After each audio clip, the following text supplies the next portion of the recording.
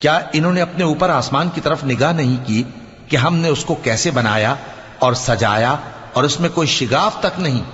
और जमीन को देखो, इसे हमने फैलाया और इसमें पहाड़ रख दिए और इसमें हर तरह की खुशनुमा चीजें उगाई ताकि रुजू लाने वाले बंदे हिदायत और नसीहत हासिल करें। और हमने आसमान से बरकत वाला पानी उतारा और उससे बाग उगाए और खेती का अनाज और लंबे लंबे खजूर के दरख्त जिनका गाभा तह बतह होता है। ये सब कुछ बंदों को रोजी देने के लिए किया है। और इस पानी से हमने मुर्दा जमीन को जिंदा किया। बस इसी तरह क़यामत के रोज निकल पड़ना है। इनसे पहले नूह की कौम और कुएं वाले और समूद वाले लोग झुटला चुके हैं।